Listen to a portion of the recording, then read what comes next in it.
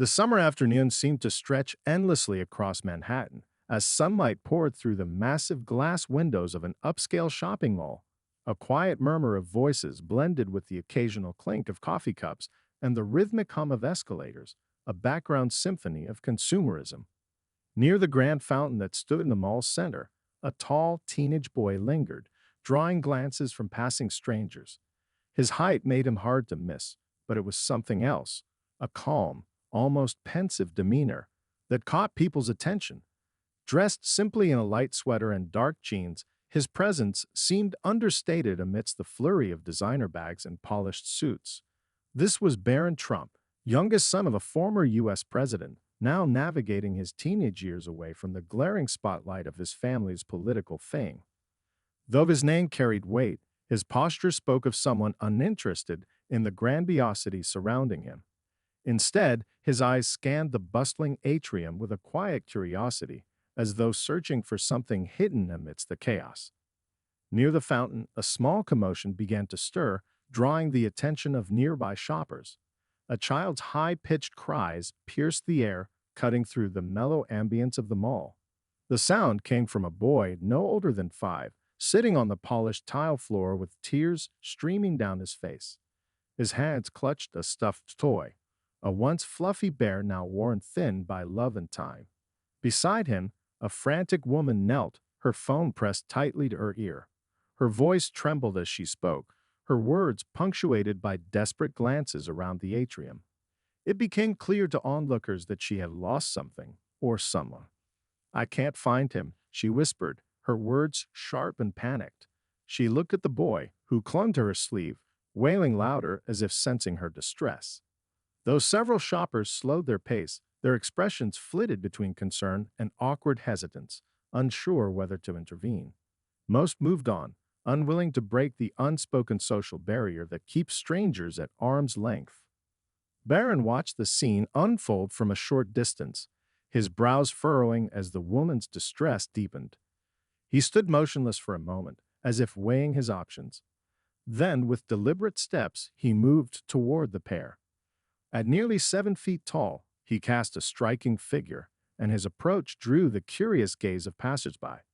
Yet his expression remained calm and focused, his movements unhurried. As he knelt down beside the woman, she looked up, startled by his sudden presence. Before she could speak, Barron's voice cut through the noise, soft but steady. "Ma'am, are you okay?" The woman hesitated, caught between her rising panic and the unexpected kindness in his tone. She pointed to the crowd and stammered, "My son. My other son. He was here just a moment ago. He's gone." Her voice cracked as she struggled to finish the sentence. The boy beside her continued to sob, clutching his toy bear as if it could protect him from the fear gripping his small frame. Barron nodded, absorbing her words without interrupting. He placed a reassuring hand on the shoulder of the crying child, his gesture gentle and deliberate. "It's going to be okay," he said, his voice low enough to calm but loud enough to carry weight. He glanced at the woman. "What's his name? What does he look like?" The questions were simple, but they cut through her spiraling thoughts, grounding her in the moment. "Ethan," she replied shakily. "He's 7. Brown hair, blue jacket." She wiped at her eyes, her breath uneven, as she described the child she was so desperate to find. Barron stood, his height giving him a commanding view of the bustling atrium. He scanned the crowd, his eyes searching for any sign of a blue jacket among the sea of faces. After a moment, he turned back to the woman. "Stay here. I'll look for him," he said, his tone steady with quiet resolve. Barron began moving through the mall with purposeful strides, his head held high as he scanned the surroundings. The clamor of the shopping center seemed amplified now, the overlapping chatter of voices, the rhythmic hum of footsteps, the occasional laughter of children echoing through the open space. Yet, amidst the chaos, his focus remained unbroken. He walked past store windows adorned with flashing holiday displays, past shoppers clutching bags brimming with gifts, past security guards stationed near the entrances. His gaze swept every corner, searching for the small boy described by the woman. As he moved, A part of him wondered how someone so young could vanish so quickly in a space crowded with people. The thought sent a pang of urgency through him, propelling him forward with even greater determination. At one point, he stopped near a kiosk selling toys and gadgets. "Excuse me," he said to the vendor, his voice calm but firm enough to draw attention. "Have you seen a boy around 7 years old wearing a blue jacket?" The man behind the counter shook his head apologetically, glancing around as if to double check. "Sorry, I haven't," he replied. Undeterred, Barron moved on, approaching other shoppers and store employees with the same question. Some offered sympathetic shrugs, others gestured vaguely toward the crowd. Despite the lack of concrete leads, Barron remained patient, methodically covering as much ground as possible. His calm demeanor belied the sense of urgency growing in his chest. Near the edge of the food court, Barron's sharp eyes caught a flash of blue darting between two rows of tables. He turned his head quickly, focusing on the movement. There, crouched near the base of a large potted plant, was a boy who matched the description. A small figure huddled tightly against the ceramic pot, his face partially obscured by his jacket's high collar. The boy's hands clutched the fabric as if it were a shield, his wide eyes darting nervously around the bustling area. Barron exhaled softly, relief flooding him as he approached cautiously. He slowed his pace, careful not to startle the child. "Ethan?" Barron called gently, his voice low but clear. The boy's head snapped up, his expression a mix of fear and confusion. Barron knelt at a respectful distance, lowering himself to the child's eye level. "It's okay," he said, offering a reassuring smile. "Your mom is looking for you. She's worried." Ethan hesitated, his body tense and untrusting. "I got lost," he mumbled, his voice barely audible above the din of the food court. "I didn't mean to." Barron nodded, his expression kind. "It's all right. Let's go back to her, okay? She's just over there." Ethan hesitated, his small hands still gripping his jacket tightly. His eyes flickered toward Barron, searching for reassurance. There was a fragile trust forming, tentative but significant. "Will you stay with me?" The boy whispered, his voice trembling. Barron's heart softened at the vulnerability in the question. He nodded firmly, extending a steady hand. "I'll stay with you every step of the way. I promise." Slowly, Ethan reached out, his tiny fingers wrapping around Barron's hand. It was a small gesture, but one that carried immense weight. Barron stood, his movements deliberate to avoid overwhelming the child. He began leading Ethan back toward the bench where the frantic woman had been waiting. The journey, though short in distance, felt momentous. Ethan's grip tightened with each passing moment, as if Barron's presence was the anchor he needed amidst the overwhelming sea of strangers and noise. As they approached the bench, Barron spotted the woman pacing back and forth, her hands clasped tightly in front of her chest. Her eyes darted through the crowd, desperation etched into every line of her face. "Mom," Ethan suddenly called out, his voice breaking through the cacophony of the mall. The woman turned sharply at the sound, her gaze locking onto her son. "Ethan," she cried, rushing forward without hesitation. The reunion was nothing short of emotional. The woman dropped to her knees, pulling Ethan into a fierce embrace. Her shoulders shook with sobs as she cradled him against her, her relief palpable. "I was so scared," she whispered, her voice choked. "Don't ever run off like that again." Ethan clung to her, his small frame trembling in her arms. "I'm sorry, Mom," he murmured, his voice muffled against her shoulder. Barron stood nearby, his presence unobtrusive but steady. The woman looked up at him through tear-filled eyes, gratitude radiating from her expression. "Thank you," she said, her voice trembling. "I don't even know how to thank you enough. You brought my baby back to me." Barron offered a gentle smile, his tone modest. "I'm just glad he's safe. That's all that matters." The sincerity in his voice struck a chord, and the woman's gratitude deepened. She stood, still holding Ethan close, and extended a hand to Barron. "You're an incredible young man," she said. "Thank you for caring enough to help." For Barron, the exchange was humbling. He shook her hand, acknowledging her words with a quiet nod. Yet, as he walked away, leaving the mother and son to their reunion, a quiet satisfaction settled over him. It wasn't about the recognition or the thanks. It was about knowing he had done the right thing when it mattered most. As Barron moved through the mall's corridors, the noise and bustle of the crowd seemed to fade into the background. His steps were slower now, each one purposeful but reflective. The weight of what had just transpired lingered in his mind.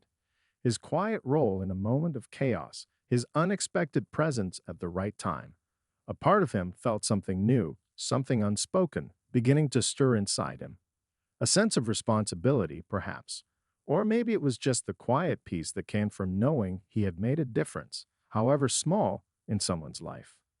As he neared the mall's entrance, he noticed the faint glow of the afternoon sun slanting through the large glass doors. The light seemed to catch the edges of his thoughts, illuminating them in a way that felt almost introspective. Aaron paused, just for a moment, allowing himself a deep breath.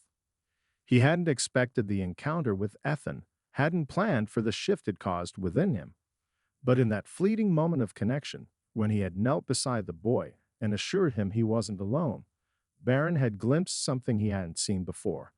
The importance of small actions, the weight they carried, and the ripples they sent through people's lives. He had acted without thinking, and yet, in hindsight, that had been exactly what had mattered. A few steps outside the door, Barron found himself near a quiet bench. The mall's busy parking lot stretched out before him, cars moving in slow, deliberate motions. He sat down, his mind still processing the encounter. It wasn't that he had never helped others before. He had done plenty of things for people, both big and small. But this felt different. There was something intimate about the trust Ethan had placed in him, something raw about the mother's overwhelming gratitude.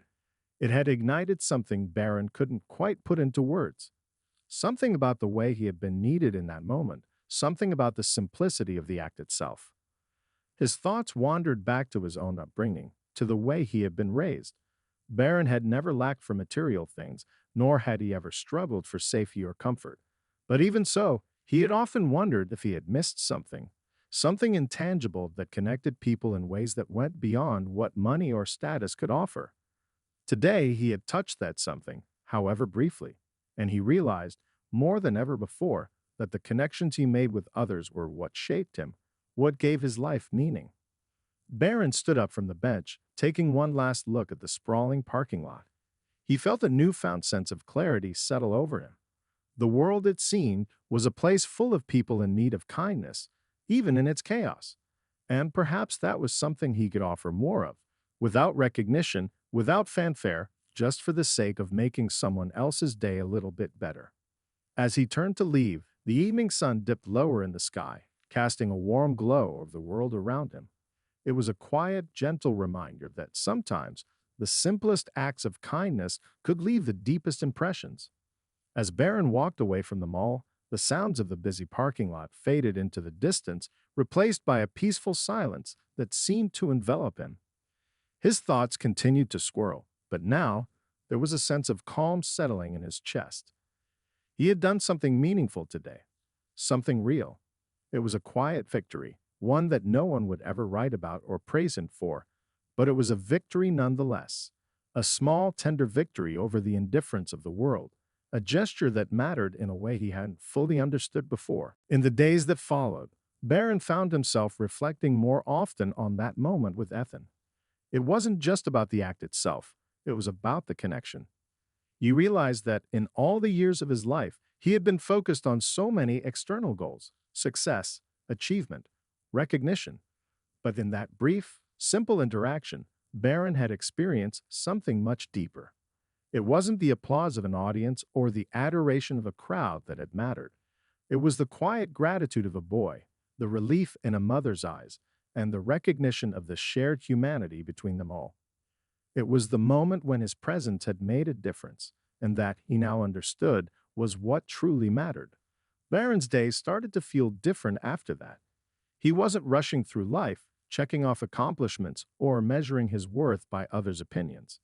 Instead, he began to find meaning in the smaller moments, helping a stranger, offering a smile, or simply being there for someone who needed him. He had come to realize that it wasn't always about grand gestures. Sometimes the most profound acts of kindness were the quietest, the ones that were done out of pure, selfless intention. That day in the mall had awakened something in Barron, a shift in his perspective. He no longer saw himself as someone who needed to prove anything. Instead, he saw himself as a part of the world, connected to others in ways that mattered more than any title or achievement ever could. And that was something he could carry with him for the rest of his life. A reminder that kindness, no matter how small, had the power to change the world. As Barron sat on his porch that evening, watching the sunset and reflecting on the path he was now walking, he couldn't help but feel a quiet sense of pride. He had learned something important that day, a lesson about the power of kindness and the quiet impact it could have. His journey, once centered on ambition and success, had shifted into something far more meaningful. Barron understood now that his worth was not tied to what he had accomplished or what others thought of him, but to how he treated the people around him. Looking at the world around him, Barron realized that small acts of kindness could ripple outward, touching lives in ways that went far beyond what he could see. Perhaps it was this, more than anything else, that would shape his legacy. Not the things he achieved or the accolades he earned, but the simple moments when he chose to be present, to help, and to care. And as the sun dipped below the horizon, Barron smiled, knowing that he had found something far more valuable than anything else: his purpose.